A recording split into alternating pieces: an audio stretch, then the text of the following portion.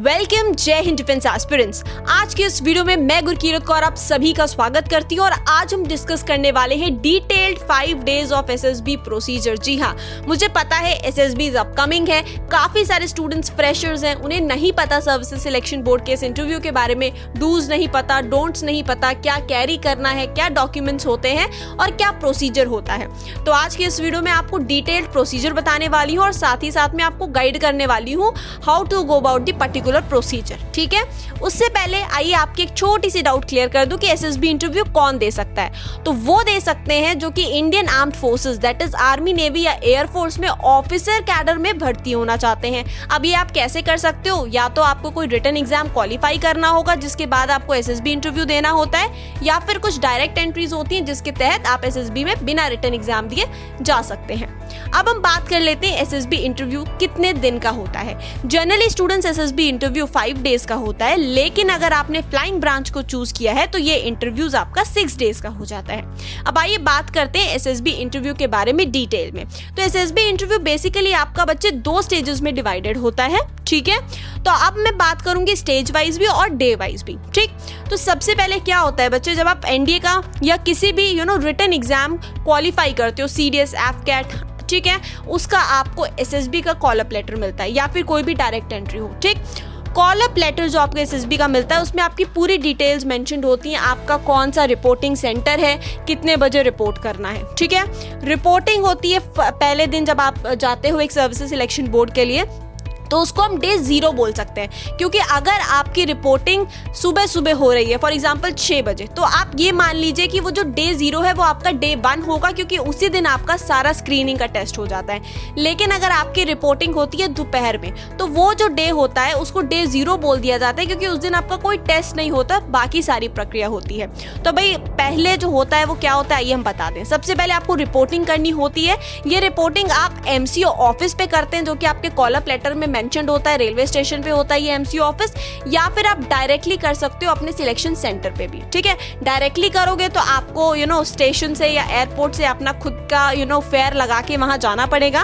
But अगर आप MCO office report करते हैं तो एमसीओ की एक फ्री बस फैसिलिटी होती है, जिसमें बहुत सारे स्टूडेंट्स होते हैं, उस दिन सर्विसेज सिलेक्शन बोर्ड के लिए आए होते हैं, सब लोग इकट्ठा बैठ के सेंटर पहुंच जाते हैं। ठीक है, अब सेंटर पे क्या होता है, सेंटर पे आप अपने किसी रिलेटिव को, गार्जियन को, फादर मदर, किसी को भी अलाउ नहीं है आपके साथ में अंदर जाना, और ना ही आप उनको ले जा सकते हैं। ठीक, अब आपने रिपोर्ट कर दिया, बेसिक चेकिंग हो गई। कोविड का टाइम है तो आपकी एंट्री कब होगी, जब आपका आरटीपीसीआर का रिपोर्ट चेक कर लिया जाएगा, बेसिक आपकी जो आरोग्य सेतु ऐप है उसमें चेक कर लिया जाएगा, फिर आपकी एंट्री की जाएगी पूरे सैनिटाइजेशन के साथ में। ठीक है, अब पहला स्टेप होता है डॉक्यूमेंटेशन। तो जितना डॉक्यूमेंटेशन आपके कॉल अप लेटर में मेंशन्ड होता है वो सारी चीजें आपको वहां प्रेजेंट करनी होती हैं। डॉक्यूमेंटेशन के बाद में क्या होता है, आपकी बैरक अलॉट होती है। अब बैरक क्यों अलॉट होगी, अगर आप सुबह 6 बजे रिपोर्ट किए तब आपको बैरक पहले नहीं मिलेगी, लेकिन अगर आपने दोपहर में रिपोर्ट किया तब आपको बैरक यानी कमरे रहने के लिए जहां पे आप अपना सामान रखोगे तब आपको बैरक्स अलॉट किए जाते हैं। अच्छा, बैरक्स के अंदर इलेक्ट्रॉनिक्स आइटम्स अलाउड नहीं होती हैं। कहीं कहीं सेंटर्स में मोबाइल फोन्स जमा करा लिए जाते हैं, कहीं कहीं नहीं कराए जाते हैं। ठीक है, तो ये चीज आपको ध्यान में रखनी है। तो जब ये पूरा प्रोसीजर हो जाता है, अब इसके बाद आता है डे 1। ठीक, तो मैंने आपको बता दिया, हो सकता है आपका डे 1 तो उसी दिन हो जाए जिस दिन आपको रिपोर्ट करना है, हो सकता है नेक्स्ट डे हो। अब डे 1 का जो पहला टेस्ट होता है वो स्क्रीनिंग टेस्ट होता है। बेसिकली डे 1 को हम स्टेज 1 भी बोलते हैं। ठीक, अब बेसिकली डे 1 में जो स्क्रीनिंग टेस्ट होते हैं, इसका क्या मोटिव होता है, क्योंकि बहुत सारे बच्चे हैवी मात्रा में रिपोर्ट किए होते हैं, तो वहां पे क्या होता है कि उन सारे स्टूडेंट्स को 5 दिन के लिए टेस्ट करना बहुत मुश्किल हो जाएगा। क्यों? पहली चीज ये होती है कि आपका जो सर्विसेज सिलेक्शन बोर्ड का एरिया है, वहाँ पे आपके पास में अकोमोडेशन लिमिटेड है, लिमिटेड बेड्स है, लिमिटेड फूडिंग फैसिलिटी है। सेकंड ये भी है कि लिमिटेड रिसोर्सेज हैं असेसमेंट के लिए। ठीक है, ऑफिसर्स उतने ही हैं, तो वो भी पूरे बच्चों को 5 दिन में असेस नहीं कर पाएंगे। तो पहले दिन क्या किया जाता है, उन भीड़ में से, उस क्राउड में से, मैं बोलूंगी जो क्रीम क्राउड है, जो पोटेंशियल बच्चा है, उसको स्क्रीन इन कर लिया जाता है और उन बच्चों के साथ में नेक्स्ट के 4 डेज में उनको जज किया जाता है। ठीक, तो पहला टेस्ट क्या होता है, पहला टेस्ट होता है OIR test, officers intelligence rating test, जहां आपको वर्बल नॉन वर्बल रीजनिंग की बुकलेट्स दी जाती हैं 2। फर्स्ट राउंड में वर्बल बुकलेट दी जाएगी, सेकेंड राउंड में नॉन वर्बल बुकलेट दी जाएगी, और एक टाइम पीरियड दिया जाएगा करीबन 27 से 30 मिनट का हर बुकलेट को सॉल्व करने करने के लिए उसको आपको डिपॉजिट करना होता है। ठीक है, OIR टेस्ट के बारे में डिटेल्ड वीडियो का लिंक डिस्क्रिप्शन बॉक्स में है और किस तरीके से आपको कैसे क्वेश्चंस आते हैं पूरे लिंक्स आपको डिस्क्रिप्शन बॉक्स में मिल जाएंगे। टाइप ऑफ क्वेश्चंस आप उनको रेफर कर लीजिएगा, आपकी बेहतरीन प्रैक्टिस हो जाएगी। और एक बार वो सारी वीडियोस देख ली उसके बाद आपको OIR को कहीं से भी नहीं पढ़ना है, उतने में से ही आएगा, ये मेरी गारंटी है। OIR टेस्ट देने के बाद में होता है आपका PPN-DT test, picture perception and discussion test. Basically यहाँ क्या होता है, यहाँ पे आपको एक पिक्चर दिखाई जाती है 30 सेकेंड्स के लिए। 30 सेकेंड्स की पिक्चर के बाद में आपको दिया जाता है 1+4 मिनट का टाइम उस पिक्चर को देख के उसकी स्टोरी लिखने के लिए। स्टोरी लिखने के बाद में आप सभी बच्चों को एक ग्रुप में डिवाइड कर दिया जाता है, डिफरेंट ग्रुप में 15 मेंबर से 20 मेंबर भी हो सकते हैं। उसके बाद में आपको एक हॉल में बिठाया जाता है जहाँ पे 3 ऑफिसर्स आपको असेस कर रहे होते हैं। वहाँ बारी बारी से आपको अपनी स्टोरी को नरेट करना होता है और उसके बाद एक ग्रुप डिस्कशन करना होता है ताकि एक कॉमन स्टोरी आप ले आए। ठीक है, ये टेस्ट देने के बाद में आपको थोड़ा ब्रेक मिलता है और आपको फ्री लंच प्रोवाइड किया जाता है, बिकॉज लंच के बाद ही आपका अक्सर रिजल्ट डिक्लेयर होता है। अब लंच के बाद जब आपका रिजल्ट डिक्लेयर हो जाता है और अगर आप स्क्रीन इन हो जाते हैं तो आपको एक नया चेस्ट नंबर दे दिया जाएगा और आपको फिर से दोबारा बैरिक्स में भेज दिया जाएगा सामान लेके। और जो सिलेक्टेड कैंडिडेट्स नहीं होंगे उनको वापस भेज दिया जाएगा और अगर वो फ्रेशर्स होंगे तो उनको बेसिकली फेयर TA भी दिया जाता है। ठीक है, और अब उसी दिन की शाम में आपसे PIQ प्लस अन्य कुछ फॉर्म्स होते हैं जो वहाँ की फॉर्मेलिटीज होती है वो फिल करा ली जाएंगी। ठीक है, अब उसके बाद से आप आराम से डिनर करते हैं और आपको नेक्स्ट डे की ब्रीफिंग दी जाती है बाय साहब जो भी वहाँ होते हैं और उसके बाद आपको Day 2 के लिए तैयार रहना है। अब Day 2 में क्या होता है, Day 2 में आपकी रिपोर्टिंग सुबह ही हो जाती है, बिकॉज सुबह ही आपको बोल दिया जाता है अपना ब्रेकफास्ट करके सुबह 7 साढ़े 7 बजे आपको रिपोर्टिंग की वेन्यू बता दी जाती है। अब रिपोर्टिंग होती है क्योंकि उस दिन आपके साइकोलॉजी टेस्ट होने हैं। ठीक है, साइकोलॉजी बेसिकली क्या है, ये बैटरी ऑफ प्रोजेक्टिव टेस्ट होते हैं जो कि टाइम लिमिट के अंदर आपको फिनिश करने होते हैं। यहाँ से बेसिकली आपके मनसा, आपकी जो साइकोलॉजी है, लेवल ऑफ थिंकिंग है, अप्रोच है, वो सारी चीजें टेस्ट की जाती हैं। बेसिकली यहाँ पे टाइम बेस्ड टेस्ट होता है ताकि स्ट्रेस में आप कैसा परफॉर्म कर रहे हैं वो चेक किया जाता है, बिकॉज अंडर स्ट्रेस ही आप अपना रियल आउटपुट दे पाएंगे। तो यहाँ पे कौन कौन से टेस्ट होते हैं, टैट, वैट, SRT और ST। आइए डिटेल में बात करते हैं। टैट का मतलब होता है थीमेटिक एपर्सेप्शन टेस्ट। यहाँ पे आपको 12 स्टोरीज लिखनी होती हैं। कैसे, 30 सेकंड्स के लिए आपको एक इमेज दिखाई जाएगी और 4 मिनट्स दिए जाएंगे आपको उसके ऊपर स्टोरी बनाने के लिए। ये पूरा बैक टू बैक हो रहा होता है प्रोसेस, कोई भी ब्रेक बीच में नहीं दी जाती है। तो 11 पिक्चर्स होती हैं जिसके ऊपर आप स्टोरी लिखते हो। जो लास्ट 12th होती है वो ब्लैंक स्लाइड होती है, बिकॉज ब्लैंक स्लाइड पे आपको एक खुद से सेल्फ बनी हुई स्टोरी लिखनी होती है। सेकेंड टेस्ट इमीडिएटली होता है, वो होता है वर्ड एसोसिएशन टेस्ट। यहाँ पे आपको 60 वर्ड्स दिए जाते हैं और हर वर्ड पे 15 सेकंड्स के अंदर आपको एक सेंटेंस बनाना होता है और यहाँ आपको कोई टाइम नहीं मिलता, जस्ट 15 सेकंड्स में आप वर्ड देखते हैं और वर्ड पे सेंटेंस बनाते हैं और बनाते ही चले जाते हैं। इसी के अलावा जैसे ये टेस्ट फिनिश होता है फिर आपका आता है सिचुएशन रिएक्शन टेस्ट। यहाँ आपको 60 SRTs दी जाती हैं और आपको ये पूरी बुकलेट दी जाती है जिसमें आपको 30 मिनट का समय दिया जाता है। अब चाहे आप ये कह लें कि एक SRT के लिए आपको 30 सेकंड दिए जाते हैं, चाहे आप कह लें कि 60 SRTs के लिए आपको 30 मिनट दिए जाते हैं, जिसको टाइमली कंप्लीट करके जमा करना होता है। उसके तुरंत बाद आपको होता है SD मतलब self description test. SD test में आप 5 पैरामीटर्स पे अपनी बात रखते हैं। What I feel about myself, what my parents think of me, what my friends think of me. Next होता है what my teachers think of me और फिफ्थ होता है what I want to become in future. ठीक है, तो अब ये टेस्ट होते हैं जो कि आपको देने होते हैं। अब बेसिकली मैं इस टेस्ट में आपको बताना चाहती हूँ कि यहाँ पे बहुत सारे बच्चे गलती करते हैं।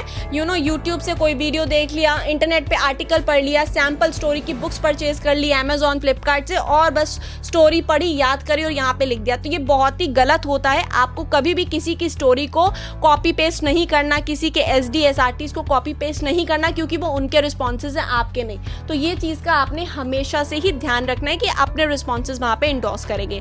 अब Day 2 में ही, क्योंकि ये जो टेस्ट होता है 2 से ढाई घंटे में आपका कंप्लीट हो जाता है, उसके बाद आपको जो है टी ब्रेक दिया जाता है जिसके जस्ट बाद इंटरव्यूज अलॉट होते हैं। अब होता क्या है कि Day 2, Day 3, Day 4 इन तीनों दिनों में ना आपका जो बचा हुआ टाइम होता है उसमें जिन जिन बच्चों के इंटरव्यूज लगने होते हैं वो लगते रहते हैं। अब बेसिकली जो पर्सनल इंटरव्यूज होते हैं, ये जो साइड में चल रहे होते हैं, ये कौन कौन लेता है? ये पर्टिकुलर SSB बोर्ड के प्रेसिडेंट या फिर डेप्यूटी प्रेसिडेंट लेते हैं। आपका जो इंटरव्यू होता है होता है, ये 25 मिनट से लेकर 1.5 घंटे के बीच में रेंज कर सकता है। बेसिकली जो आप PIQ फॉर्म फिल करते हैं उसी के बेसिस पे क्वेश्चंस होते हैं, करंट अफेयर से रिलेटेड क्वेश्चंस होते हैं, इंटरनेशनल अफेयर से रिलेटेड क्वेश्चंस होते हैं, आपकी पर्सनल लाइफ से रिलेटेड क्वेश्चंस होते हैं। तो बेसिकली ये एक इंपॉर्टेंट राउंड होता है जहाँ पे आपको जज किया जाता है आपकी पर्सनालिटी को आपसे बात करके, जिसको कि बोलते हैं वाचा। तो ये आपका हो गया डे 2 का प्रोसेस। अब आइए बढ़ते हैं डे 3 पे। डे 2 पे आप डिनर करते हैं, सो जाते हैं, डे 3 की रिपोर्टिंग मिलती है। डे 3 की जो ब्रीफिंग होती है उसमें अब होना होता है आपका GTO। अब GTO बेसिकली क्या होता है, कर्मना। बेसिकली यहाँ पे ग्रुप में आपके परफॉर्मेंस को चेक किया जाता है सो दैट ये देखा जाए कि ग्रुप के अंदर आप कैसा परफॉर्म करते हैं, क्या आप ग्रुप को साथ लेके चलते हैं, क्या आप में वो क्वालिटीज है जिससे आप लीडर एमर्ज हो सके, क्या आप अच्छे सबऑर्डिनेट बन सकते हैं। हर एक आपकी क्वालिटी को चेक किया जाता है। तो इसको मैं बोलूंगी एक आउटडोर टास्क है। और जो आपका GTO का पूरे टास्क होते हैं ये 2 दिन में डिवाइडेड होते हैं। आधे टास्क डे 3 पे कराए जाते हैं और आधे डे 4 पे। तो डे 3 पे जनरली जो आपके टास्क कराए जाते हैं वो होते हैं ग्रुप डिस्कशन से शुरुआत होती है। आपको अपने GTO से इंट्रोड्यूस कराया जाता है। फिर वो सबसे पहला टास्क आपको देते हैं जो 2 GD में बेसिकली जो टॉपिक्स होते हैं वो नॉर्मली करंट अफेयर से रिलेटेड होते हैं या फिर कोई एक ऐसी प्रॉब्लम जो कंट्री में प्रिवेल कर रही होती है या उस समय का कोई करंट टॉपिक होता है। ठीक है, 2 GDs करने के बाद में होता है आपका group planning exercise. Group planning exercise basically एक ऐसी एक्सरसाइज है जहाँ पे पूरे ग्रुप को एक मैप के सहारे से कुछ प्रॉब्लम्स बताई जाती हैं जिसमें हर व्यक्ति को अपना इंडिविजुअल सॉल्यूशन लिखना होता है। सॉल्यूशन लिखने के बाद में आपको ग्रुप डिस्कशन करना होता है कि बेसिकली उन सारी प्रॉब्लम्स को किस तरीके से आप सॉल्व कर सकते हैं। और उसके बाद में एक व्यक्ति को सिलेक्ट किया जाता है जिसमें वो पूरे ग्रुप के बिहाफ पे उस पूरी जो प्रॉब्लम्स होती है उसका सॉल्यूशन प्रोवाइड करता है GTO को। तो ये एक्सरसाइज करने के बाद में आपको फिर नेक्स्ट टास्क होता है लेक्चरेट। तो लेक्चरेट्स में बेसिकली क्या होता है कि आपको 4 टॉपिक दिए जाते हैं और 4 में से किसी एक टॉपिक पे आपको अपना लेक्चरेट डिलीवर करना होता है। तो इसकी भी आप प्रैक्टिस अच्छे से कर सकते हैं। इसके अलावा अगर हम बात करते हैं PGT की, अब आता है PGT और HGT। अब PGT होता है प्रोग्रेसिव ग्रुप टास्क। यहाँ बेसिकली आपके ग्रुप को कुछ टास्क दिए जाते हैं और सपोर्टिंग मटेरियल दिया जाता है, पट्टा, बल्ली और रस्सी, जिसके सारे आपको उन टास्क को कंप्लीट करना होता है। PGT कंप्लीट करने के बाद में सेम डे आपको HGT दिया जाता है। HGT में क्या होता है, ये हाफ ग्रुप टास्क होता है। इसमें आपके ग्रुप को हाफ में डिवाइड कर दिया जाता है क्योंकि कभी कभी क्या होता है ना, ग्रुप बहुत बड़ा होता है, ग्रुप में एक बच्चा परफॉर्म नहीं कर सकता। तो HGT में जब आपको ग्रुप हाफ कर दिया जाता है तो वहां पे एक ग्रुप मेंबर को ज्यादा चांसेस मिलते हैं ताकि वो और आइडियाज अपने दे सके और एटलीस्ट GTO को ये दिखा पाए और समझा पाए कि उसके माइंड में आइडियाज हैं, वो भी कुछ सॉल्यूशन दे सकते हैं। ठीक है, तो डे 3 में आपके जब GTO टास्क जो है वो फर्स्ट हाफ तक कंप्लीट हो जाते हैं, उसके बाद आपका लंच होता है और लंच के जस्ट बाद अगेन आपके पर्सनल इंटरव्यू शेड्यूल हो जाते हैं और जिन बच्चों के नहीं होते हैं वो अपने उसी हिसाब से चलते रहते हैं साइड में। ठीक है, अब मैं आपको ये बता दूं कि जो GTO की पूरी सीरीज है, अगर आप देखना चाहते हैं GD, GP, lecturette, PGT, HGT किस प्रकार से होते हैं, सब वीडियोस का लिंक डिस्क्रिप्शन बॉक्स में, आप वहां से जरूर रेफर करिए, आपको बहुत आइडिया मिलेगा अच्छा सा। अब बात करते हैं डे 4 की। डे 4 के लिए मैं यही बोलना चाहूंगी कि डे 4 में अगेन GTO डे 2 होता है। यहाँ पे ग्रुप ऑब्स्टेकल रेस होती है जहाँ पे ये एक थोड़ी सी कॉम्पिटिटिव स्पिरिट को बढ़ाने वाली बहुत एंजॉइंग रेस होती है। इसके बाद में आपको IO इंडिविजुअल ऑब्स्टेकल्स होते हैं, 10 ऑब्स्टेकल्स होते हैं जिनको आपको क्रॉस करना होता है। वो भी अभी आप इस समय वीडियो में देख रहे होंगे कैसे होते हैं। इसके अलावा आपको कमांड टास्क दिया जाता है जिसमें आप कमांडर बनते हैं और आपको ये चॉइस होती है कि आप 2 सबऑर्डिनेट्स या 3 सबऑर्डिनेट्स चूज करें और अपने टास्क को कंप्लीट करें। इन सभी टास्क के बाद में एक फाइनल ग्रुप टास्क कराया जाता है क्योंकि पिछले 2 दिनों में ग्रुप बहुत ज्यादा डिवाइड हो चुका होता है। तो FGT के चक्कर में क्या होता है कि ग्रुप को फिर से यूनाइट किया जाता है और कुछ टास्क दिया जाता है सपोर्टिंग मटेरियल के सहारे से जो आपको करना होता है। इतना करने के बाद में अगेन फर्स्ट हाफ में आपका जो पूरे टास्क हैं वो कंप्लीट हो जाते हैं और आपके जितने बचे हुए बच्चे होते हैं उनके इंटरव्यू सेकंड हाफ से लगना शुरू हो जाते हैं। तो यहाँ तक तो था डे 4 का पूरा प्रोसीजर। डे 4 की भी पूरे प्रोसीजर की जो वीडियोस हैं मैं डिस्क्रिप्शन बॉक्स में आपको लिंक दे दूंगी। अब हम बात करते हैं डे 5 की। डे 5 में बेसिकली आपको ब्रीफिंग मिल जाती है कि सुबह 7 बजे ही आपको अपने लगेज के साथ में रिपोर्ट कर देना है अपनी बैरक्स के बाहर और अपना ब्रेकफास्ट कंप्लीट करना है। ब्रेकफास्ट कंप्लीट करने के बाद में आपको कॉन्फ्रेंस वेटिंग एरिया में बिठा दिया जाता है। उसके बाद से एक एक बच्चे का एक एक करके नंबर आता है जब वो कॉन्फ्रेंस रूम में जाता है। कॉन्फ्रेंस रूम में जब आप जाते हैं तो सभी पैनल ऑफ ऑफिसर्स बैठे होते हैं जिन्होंने पूरे 5 दिन के दौरान आपको जज किया होता है। अब वहां पे आपसे बेसिक क्वेश्चंस पूछे जाते हैं कि आपकी स्टे कैसी थी, आपका कोई सजेशन यहाँ के लिए, इस तरीके से। ठीक है, बेसिक सबसे पूछे जाते हैं। यदि आप कोई बॉर्डर लाइन केस होते हैं तभी आपसे कुछ एक्स्ट्रा क्वेश्चंस पूछे जाते हैं और उन एक्स्ट्रा क्वेश्चन से बेसिकली आपके रिस्पॉन्सेज जानने की कोशिश की जाती है। और मैं आपको ये भी बताना चाहती हूँ कि कॉन्फ्रेंस के दौरान ही ये डिसाइड किया जाता है कि फाइनली आपको रिकमेंड करना है कि नहीं करना, क्योंकि उस समय आपके सभी ऑफिसर्स और एसएसएस वहीं बैठे होते हैं और वहीं पे वो डिसाइड कर लेते हैं। जैसे ही आप सभी बच्चों की कॉन्फ्रेंस कंप्लीट होती है, उसी के जस्ट थोड़ी देर बाद ही रिजल्ट्स अनाउंस हो जाते हैं कॉन्फ्रेंस वेटिंग एरिया में, जहां पे जितने भी सिलेक्टेड और रिकमेंडेड कैंडिडेट्स होते हैं उनके चेस्ट नंबर्स अनाउंस किए जाते हैं एंड फाइनली उनको मेडिकल्स के लिए स्टे कराया जाता है एंड बाकी सब कैडेट्स को रिपोर्टिंग जो है बैक कराई जाती है उनके घर की तरफ। अब डे 6, यदि आप रिकमेंडेड हो गए हैं और आपने फ्लाइंग ब्रांच चूज किया था, तो डे 6 वाले दिन आपको फ्लाइंग ब्रांच का एक टेस्ट जो कि सीपीएसएस है वो भी देना पड़ेगा। और सीपीएसएस पे भी मैं डिटेल्ड वीडियो बना चुकी हूँ, काइंडली आप उसको जरूर रेफर कर लीजिएगा। सीपीएसएस टेस्ट में कौन कौन से क्वेश्चंस पूछे जाते हैं।